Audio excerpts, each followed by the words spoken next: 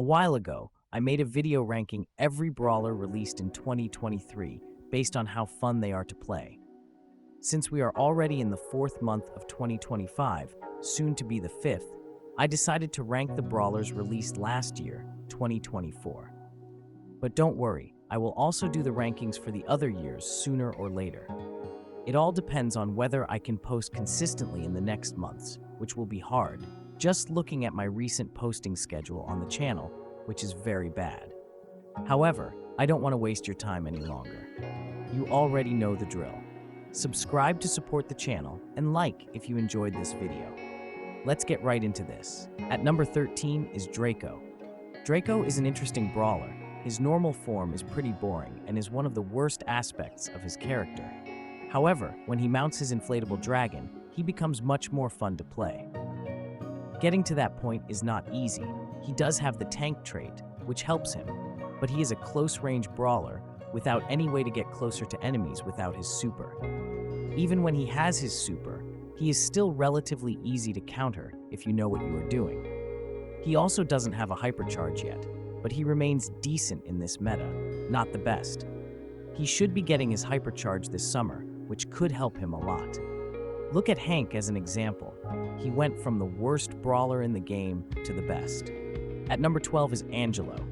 He is a very good brawler, but if you miss a shot with him, you get punished a lot. It takes some time to get another shot ready, and someone can be close to you already. At least his gadget helps him in this situation.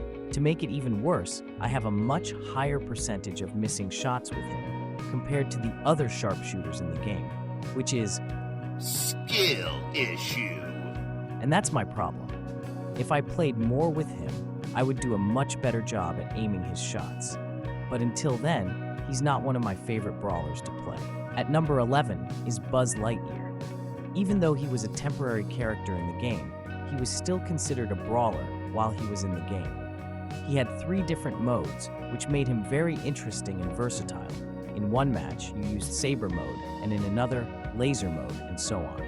It was fun, but after winning match after match, it became stale.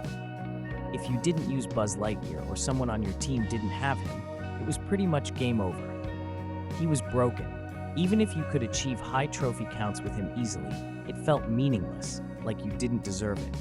However, when you push a brawler to reach a specific number of trophies, after hours of winning and losing, and you finally reach the goal, it feels different, like you deserve it.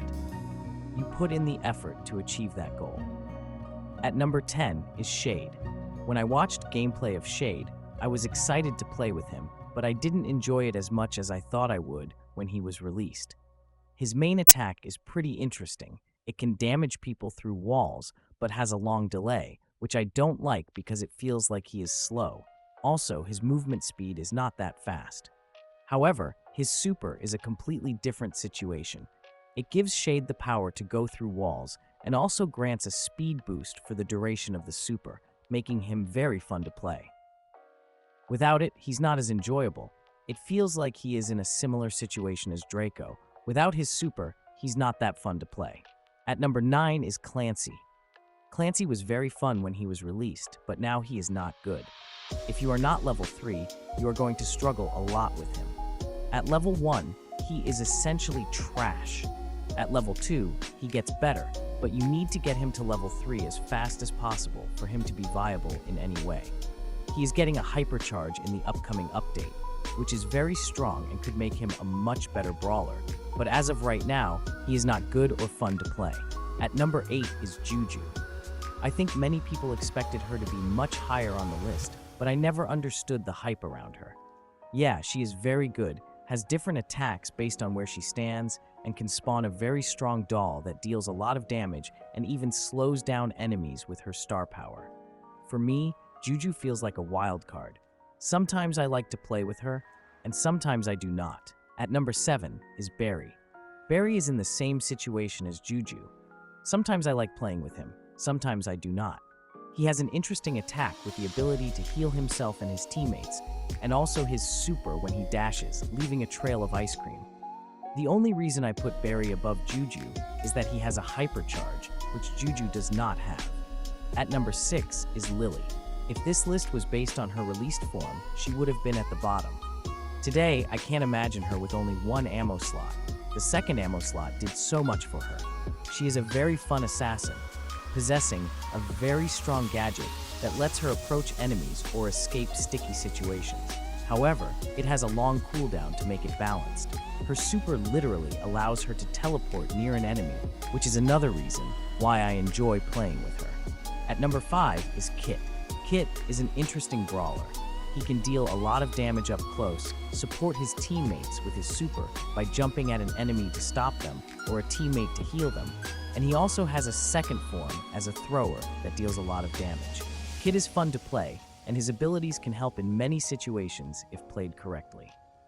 At number 4 is Mo. A lot of people would be surprised to see Mo so high on the list because he is not very good right now, but I really enjoy his mechanics. His main attack is interesting. Aiming right can get you a lot of value, sometimes out of luck, and his super allows him to go underground and come out with a drill that can do a lot of damage up close. But it can also be used to escape sticky situations because of the movement increase you get when attacking. At number 3 is Kenji. You can't go wrong with Kenji. He has a very good main attack with a dash that helps with movement, less with damage, and a slash that deals good damage. His super is very interesting as it can hit multiple people and can also snipe foes from far away. He also heals himself when landing any sort of attack from his main attack or super. What more could you want? Plus, he is getting a very strong hypercharge in the upcoming update, which could change everything. At number 2 is Melodie. Melodie is an interesting brawler. Her main attack is just a projectile that travels in a straight line, which is not the most interesting mechanic in the game. However, the ability to spawn a node around her after successfully hitting someone with her main attack makes her much more intriguing. The nodes deal very good damage and also provide a speed boost to Melodie thanks to her star power. On top of that, she has her super, which consists of 3 dashes. While this is not particularly unique, having 3 of them grants her considerable movement, which can assist her in many situations, such as escaping or attacking an enemy alongside her notes that deal substantial damage. She also possesses a hypercharge, which is very effective, giving her 3 extra notes that provide even more speed and a shield from her gadget, enhancing her survivability. All in all, there is nothing to complain about with Melodie. She is a good brawler and also fun to play. And at number 1 is the pair of twins, Lawrie and Lawrie. Lawrie and Lawrie are my favorite throwers in the game, which says a lot because I don't really enjoy playing throwers in general, but they hit differently compared to the others. You could also say they are 2 brawlers in one, not like Kazi, but both twins have different weapons. Lawrie has a ticket dispenser, which is the thrower's main attack that you always start with and is very effective, while Lawrie has a shotgun, which is also very good. Thanks to their gadget, you can use both of their weapons, which is amazing and can create interesting interactions if played correctly. Their other gadget lets them swap positions and also provides healing, which is fantastic and can be used in various situations, like escaping or gaining a better position while playing. Their star powers are excellent. One gives ammo to Lawrie every time Lawrie successfully lands an attack, and the other reduces the damage Lawrie takes by 30% and transfers it to Lawrie, providing a lot of survivability. They are an amazing duo of brawlers and probably one of my favorites in the game. And that was the ranking, much tougher to do compared to the one about the brawlers released in 2023. This one is probably not the best. I could have provided better arguments for some brawlers, but I like the ones that I gave for Buzz Lightyear, Melodie, and Lawrie and Lawrie. For some, I could have done better, but it is what it is. It has been a while since I did a ranking. The last one was during the winter holidays, which was almost 4 months ago.